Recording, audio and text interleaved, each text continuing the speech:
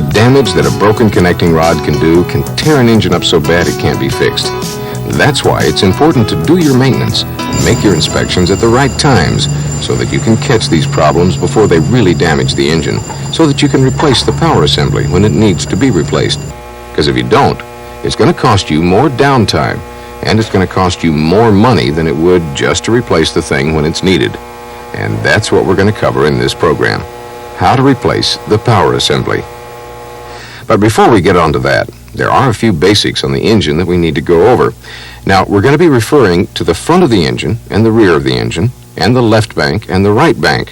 So real quick, let's go ahead and identify our directions. Now, the rear of the engine is the generator end. This is where you stand to figure out whether you have a clockwise rotation or a counterclockwise rotation engine. Ours are all counterclockwise. We can also determine which are the right and left banks by standing at the rear or generator end facing the front. The right bank is on the right and the left bank on your left. The right bank on your right-hand side contains blade rods that simply rest on the rod journal bearings. The left-hand bank contains fork rods that fit down over the blade rod and connect all the way around the crankshaft. Power assemblies are all numbered in consecutive order, starting at the front on the right-hand bank. On this 16-cylinder engine, we have numbers 1 through 8 on the right, and numbers 9 through 16 on the left. Also, on the right side of the engine is the timing plate. It tells you the firing sequence for all 16 cylinders. One other thing you'll be referring to is the serial number. There's a serial number stamped on the engine nameplate, which is on the right bank, and in the upper left corner of the crankcase, near the top deck cover frame base. Okay, that's a little basic information about the engine itself. Now let's take a look at some of the special tools you're going to be using to remove and replace the power assembly. First is the lifting tool. It's designed to hold the power assembly at just the right angle as you remove and replace the power assembly.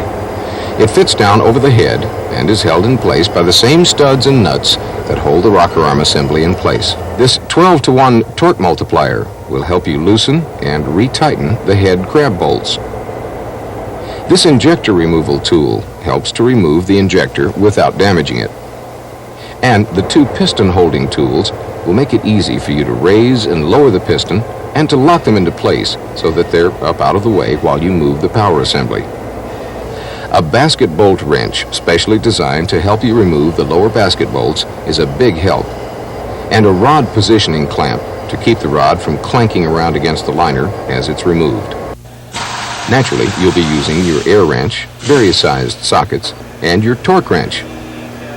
Before you do anything to the engine, as a safety precaution, be sure to shut off the air supply to the starters and pull the main fuse in the control panel. Now, by pulling the main fuse, you should be disabling the immersion heaters, but make sure they're off just in case. Otherwise, they'll burn up once all the water's been drained out of the engine. Next, drain the water out of the cooling system and store it. You'll be reusing it later when we get through replacing the power assembly. Next is the top deck cover. If you remove both the cover over the cylinder you're going to be replacing and the cover over the cylinder opposite the one you're replacing, work on these power assemblies will be a lot easier. Now remove the airbox hand hole cover and the oil pan hand hole cover on the cylinder that you're going to be replacing. Briefly, let's take a look at what has to be removed from the power assembly in order to get it out. From the oil pan inspection port, you'll be removing the piston cooling pipe. From the airbox, you'll be removing the water jumper. You'll also be removing the cylinder test valve from the outside of the top deck area. You'll be pulling the rocker arm assembly, valve bridge assembly, fuel jumper line, overspeed trip mechanism, injector linkage, and injector. And finally, you'll be pulling the cylinder crabs and crab nuts. You'll be removing some of the same things off of the cylinder on the other side.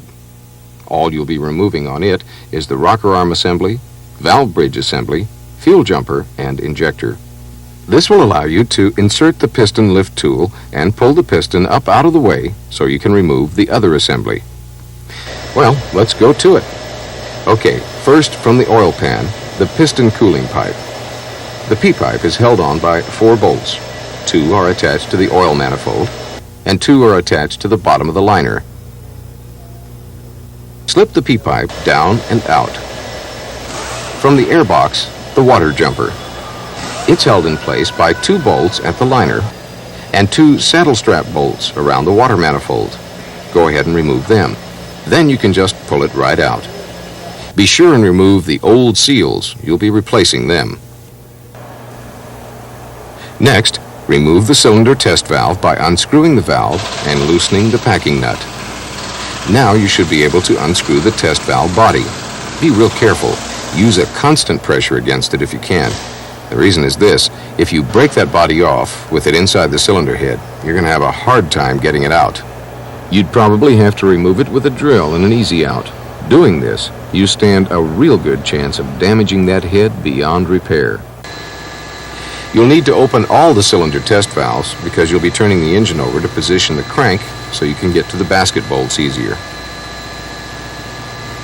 Now, which power assembly are you removing? No matter whether it's a blade or a fork rod, you'll need to start with the fork rod. So if it's a blade rod, start with its mating fork rod. Set it at 120 degrees after top dead center. Now let's look down here inside the oil pan. You'll see that the basket bolts are lined up so that we can get to them easier. Okay, let's move on up to the top deck area. Now, while you remove the items on the power assembly to be replaced, you might have somebody else remove the items on the power assembly just opposite so that we can finish a little quicker. First is the rocker arm oil line. Just remove the camshaft bearing block end. Be sure and get the old gasket off too. Now, loosen the lock nuts on the exhaust valve rocker arms and the injector rocker arm. Back the adjusting screws off so that all 3 of them are loose. Now pull the 2 rocker arm nuts and washers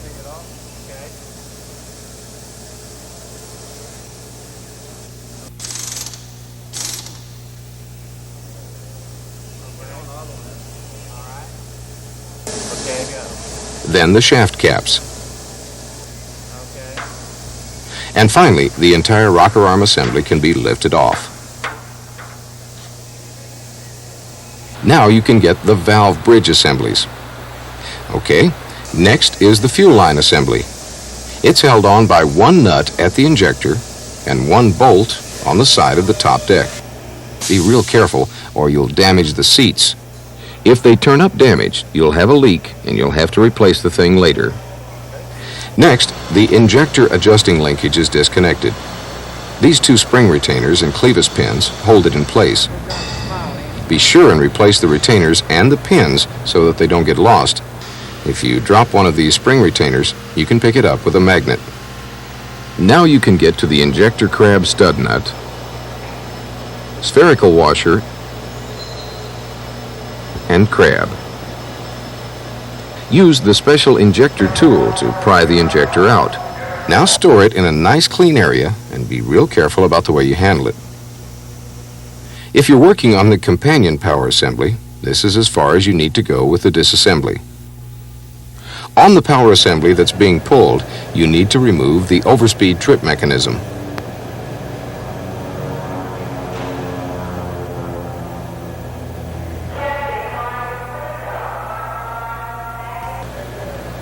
Back in the oil pan area, use that special basket bolt wrench to loosen the 3 basket bolts. The far end of the wrench will grab hold of the bolt and hold it, while the near end attaches to your ratchet. Loosen the nut about 6 or 7 turns. You don't want to pull the bolts completely off. It'll make it easier to remove both halves of the basket if they're in there but loose. Next, pull the 2 fork rod bolts out of the side that you're working on. Once you've got them loose, have someone else pull the 2 fork rod bolts out of the other side, and you hold on to the basket. When he's got those 2 bolts out, you should be able to slip off the basket and lower bearing shell.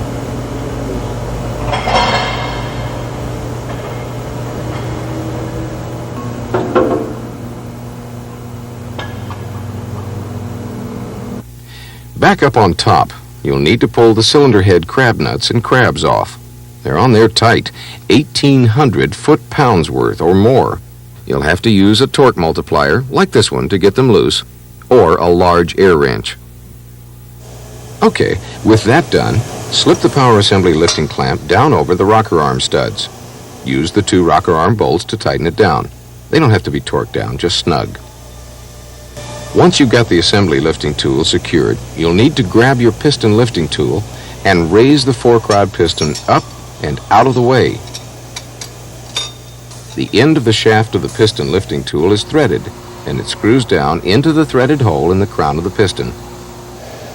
Just keep in mind that you might be trying to screw the threaded end down into a carboned-up hole. Once you get about 4 or 5 good turns on it, just lift straight up and lock the tool in place. Now you'll need to raise the blade rod and piston and lock it in the up position. Before you lift the blade rod, you'll need to have somebody down in the oil pan area to make sure that the upper bearing shell doesn't drop down into the oil pan and get damaged, and to hold the rod as it comes off the crank journal. Once you've got that done, you can take your positioning clamp and snap it onto the rod of the power assembly that you're pulling out. This holds the rod up out of the way so that it won't bang against the engine block or the liner skirt as it's lifted. Back up on top. It's a good idea to put some kind of thread protectors on all 4 of the crab studs. Now if you grab the lifting clamp with the hoist by this hole, the power assembly will be pulled out of the engine at just the right angle. Guide it real carefully and try to keep the rod from banging against the block or anything else.